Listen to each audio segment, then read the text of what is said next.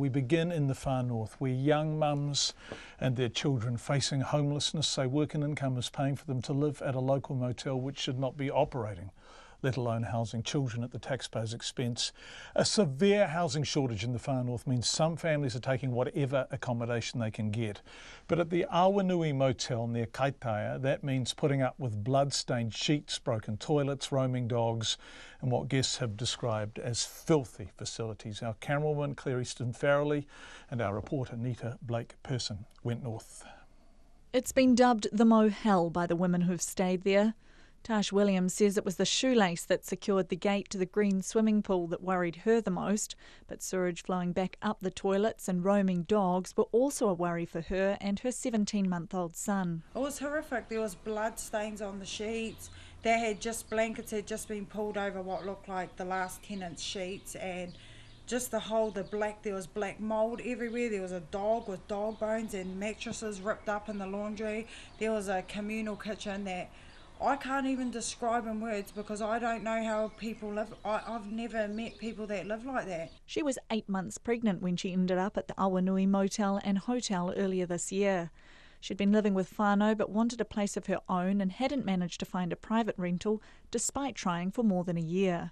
Ms Williams eventually contacted Work and Income, who suggested she stay at the Awanui motel. We were told that if we refused their emergency accommodation, that we would not be put on the list for a Housing New Zealand house for our son. She says there were several young mothers who were at the motel with their children. Work and Income would send young mothers with their children there, and within 2 days they had moved out and gone back to WINZ and said, I am not staying there, and they would be housed in motel accommodation. But Ms Williams says Work and Income told her there was nowhere else they could send her. It took 3 months before a Housing New Zealand home in Whangarei became available. Despite being away from friends and family, Ms Williams took it immediately to get out of the Awanui motel. I don't ever want to see children living there again. I in fact think that the whole thing needs to be smashed down. It needs to be rebuilt.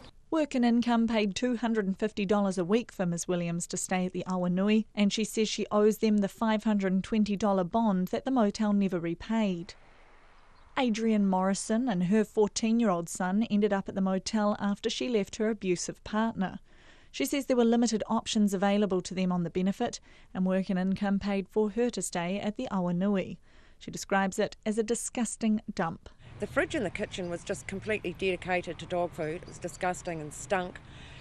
Not many people really used the kitchen because it really was disgusting. I mean, no one has done any cleaning for years there. The laundry was really dangerous, I thought. It was, not only was it filthy and disgusting, everything was falling to pieces and even the roof was caving in.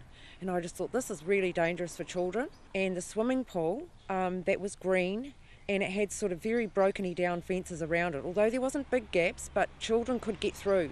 You know, toddlers could get through. And I thought, oh my God, I can't believe this place. What's going on here? Ms Morrison says she was bullied and evicted from the motel when she raised her concerns 4 days into her stay. She believes many other people who have stayed there are too afraid to speak out. She complained to the Far North District Council about the state of things around a month ago. They sent staff to investigate last week, and a report into the motel out today said it was compliant with their standards. When we visited the Awanui motel this week, neither the owners nor staff were interested in talking to us. Oh, no, I'm not interested. It's blowing over. I don't want to know nothing. Thank you. With the cameras off, they let us into the room where Adrienne Morrison had been staying. There was dirt on the beds and old furniture scattered across the car park. They were confident of the motel's condition and said they'd had inquiries from Work and Income that day to check on availability. The Far North District Council sent staff to investigate the motel last week following a complaint. They found issues with access to the pool and had concerns about food hygiene in the communal kitchen, including dog food contaminating the communal fridge. They have until next Tuesday to remediate the issues. The council said it did not enter any of the motel's rooms as they were not part of their inspection. So, can we have a look at what other rooms, what they look like? He Quarter-Wide Trust Chief Executive Ricky Houghton has been working to find housing solutions in the Far North. He's called for a state of emergency to be declared over the housing shortage there. The reason why I called for a state of emergency was because of things like this. He says the community is in crisis. It is going to get to the stage where we are on the verge of civil disobedience if we don't get the help that we so desperately deserve. Mr Houghton says emergency accommodation and housing whānau in private rentals does not deal with the problem, but shifts it to another generation. He says the government needs to support whānau returning to their ancestral land and their own homes in the far north. In a statement, Work and Income said the Awanui motel was not a contracted provider, and while it was aware there was limited commercial accommodation options in the area, it did not actively refer clients there. It said of the 25 emergency housing special needs grants made in Kaitaia in the 3 months to September, less than 5 were for the Awanui motel. Mō te hōtaka o te ahiahi nei, ko Nita Blake Person ahau.